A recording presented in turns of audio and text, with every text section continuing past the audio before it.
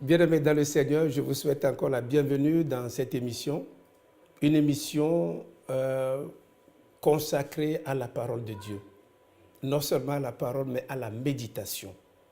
Et la méditation, c'est quoi? Nous prenons la parole de Dieu, nous la regardons et nous communions avec l'Esprit de Dieu. Et quand nous communions avec l'Esprit de Dieu parle à notre esprit. C'est ça.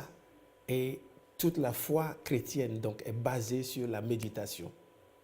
Nous allons prier. Éternel, Dieu de gloire, Dieu de paix, nous voudrons être inspirés par ton esprit. Parce que c'est l'esprit qui a inspiré cette parole. Cette parole n'est pas humaine. Et nous voudrions que notre esprit soit en communion. Communion parfaite avec ton esprit et que tu puisses nous parler. Non seulement nous parler, mais nous donner la grâce et la faveur de marcher dans cette parole. Seigneur, fais du bien à quelqu'un et dispose un cœur. Je prie pour la clarté de ce message, pour la sagesse et pour une meilleure compréhension. Au nom de Jésus. Amen. Amen. Nous allons prendre nos versets donc, de ce jour. Il s'agit de Hébreux 11.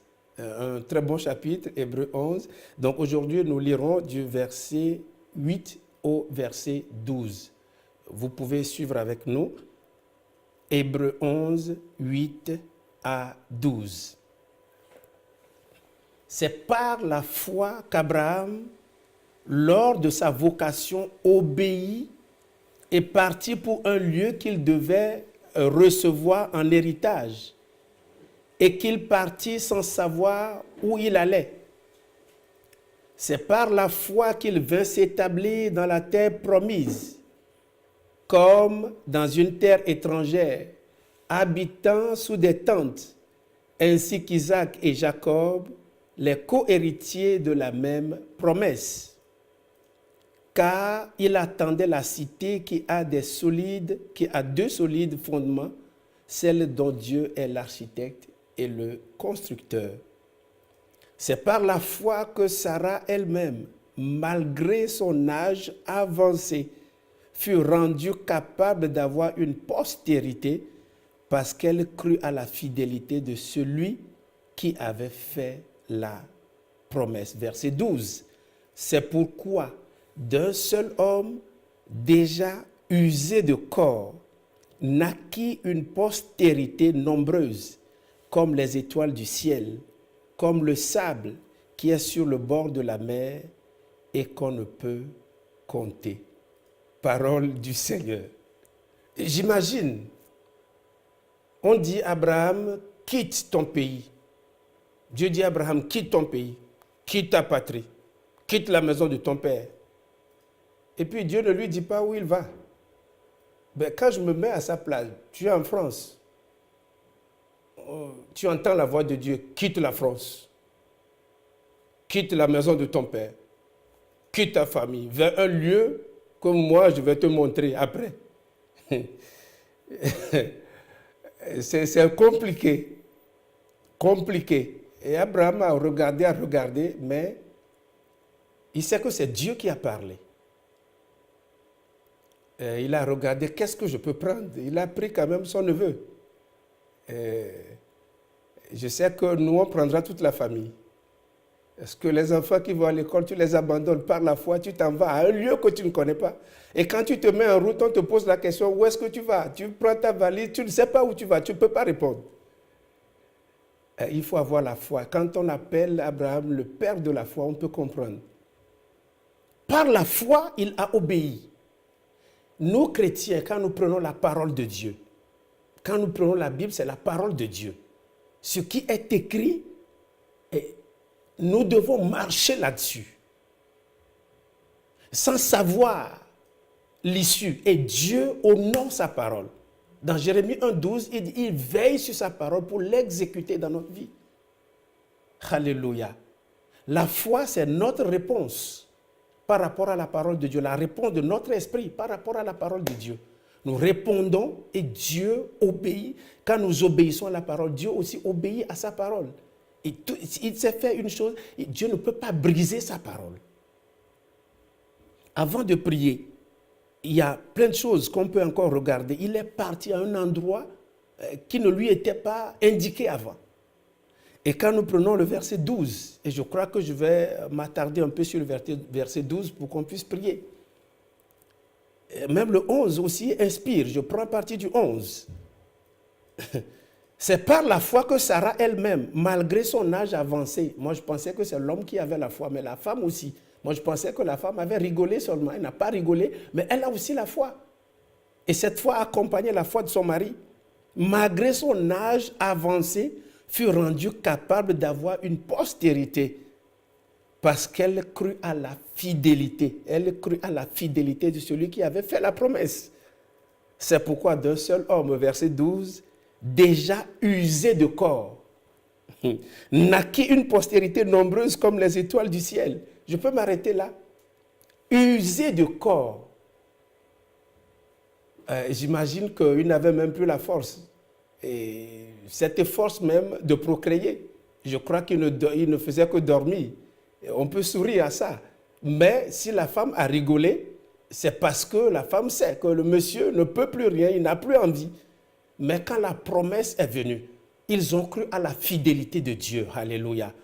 Si nous comptons sur la fidélité de Dieu, ce que notre foi proclame, cela doit absolument se réaliser. Il a cru. Ce n'est pas un homme qui a fait la promesse. Parce qu'il n'est pas un homme pour mentir, ni le Fils de l'homme pour se repentir. Ce qu'il a dit dans sa parole, il est capable de l'accomplir. Nous devons garder d'espoir. Si nous avons le souffle de vie, je ne sais pas ce que tu attends. C'est un âge avancé, son corps est usé. Mais il n'a pas regardé la réalité de son corps. Mais il a regardé la vérité de Dieu. Alléluia. Nous allons prier. Parce que ce qui nous provoque, ce qui nous amène plutôt à l'échec, c'est parce que nous regardons la réalité. Quand tu regardes la réalité est en opposition par rapport à notre foi. Alléluia. Mais j'ai toujours entendu de mon père spirituel qui dit que la réalité de ta vie n'est pas la vérité sur ta vie. La vérité sur ta vie, ça viendra de la foi que tu proclames. Ça viendra de cette foi inébranlable. Alléluia. Un corps usé, mais qui a produit. Ta situation peut être en train de pourrir, comme Lazare dans la tombe. Mais si tu proclames que tu peux vivre et accomplir le plan de Dieu dans ta vie, tu peux arriver à partir de ta foi. Dieu n'a pas besoin d'une grande foi. Une petite foi comme le grain de sénévé, ça suffit. Nous allons prier. Ce temps est déjà parti. Nous allons prier. On va observer quelques minutes de prière. Alléluia. Je voudrais que tu déclares au milieu même de ton affliction. C'est vers le milieu de la nuit que Paul et Silas ont prié. Vers le milieu de la nuit, au milieu de ton affliction, tu peux prier. Quelque chose va se produire. Alléluia. Prie avec moi. Éternel est notre Dieu, nous observons ta foi et ta foi produira, la foi que tu nous as donnée, ça produira ses fruits. Il s'agit de ta parole, ce n'est pas la parole d'un homme. Père éternel, quelle que soit la situation dans laquelle nous vivons, nous croyons à la vérité de ta parole. Nous croyons à ta fidélité. Nous obéissons tout simplement parce que nous savons que tu es fidèle. Éternel des armées, nous serons fidèles à ta parole et tu seras fidèle à ta parole. Parce que tu ne peux pas briser ta parole. Nous prions maintenant, Seigneur, quelle que soit la situation dans laquelle nous nous trouvons, quelle que soit l'affliction dans laquelle nous nous trouvons, quelle que soit la prison dans laquelle nous nous trouvons, nous proclamons que notre sortie est certaine. Parce que celui qui a fait la promesse, qui ne nous oubliera pas, c'est Dieu. Il ne peut pas mentir. Nous comptons sur ta fidélité. Ta fidélité, Seigneur, nous fera sortir dans la situation, de la situation dans laquelle nous nous trouvons maintenant dans le nom de Jésus. Père, je ne connais pas les afflictions de ton peuple. Je ne connais pas l'affliction de celui qui est en ligne et qui prie avec nous. Mais Père, à cause de la foi que nous proclamons, cette personne sortira et témoignera de ton nom, de la grandeur de ton nom, au nom de Jésus-Christ de Nazareth. Père éternel, la situation peut être en train de pourrir, mais Seigneur, nous savons que toi, tu as fait des promesses. Ces promesses s'accompliront. Ces promesses s'accompliront, quelle que soit la réalité autour de nous. Père, nous ne regardons pas ce que nos sens nous disent. Le sens nous parle, mais maintenant nous faisons taire les sens physiques et nous plongeons dans les sens spirituels, dans la foi, et nous proclamons la vie, nous proclamons la joie, nous proclamons les bénédictions, nous proclamons les enfants, nous proclamons la paix, nous proclamons la prospérité autour de nous. Ce que notre bouche déclare et proclame, Seigneur, par la foi, tu es fidèle et tu l'accompliras. La Bible déclare que Abraham, il n'a pas regardé son corps usé, mais il était lui-même, oui, fort dans la foi. Et sa foi ne faiblissait point parce qu'il était convaincu. Il avait une pleine conviction. Sa foi avait une pleine conviction. Père, je prie qu'une sœur ait la pleine conviction que ce qu'il espère, ça va s'accomplir. Éternel, les promesses que tu as faites à quelqu'un, ces promesses s'accompliront. Mais maintenant, Seigneur, nous appelons l'obéissance dans une vie. Nous appelons ta fidélité. Seigneur, fais voir ta fidélité à cause de ton grand nom. Père, je prie pour un frère, je prie pour une sœur qui est en train de prier avec nous maintenant. À cause de ta fidélité et à cause de ton grand nom, Seigneur, tu observeras ce qu'une personne a demandé aujourd'hui. Au nom de Jésus. Amen. On a envie de continuer, mais il est temps, nous allons nous séparer. Donc, bien-aimés, que Dieu vous bénisse. N'oubliez pas que nous sommes sur Maranatha Télévision. Nous sommes aussi sur les réseaux sociaux, donc sur YouTube, sur Facebook et sur Radio Maranatha, www.maranathatv.fr.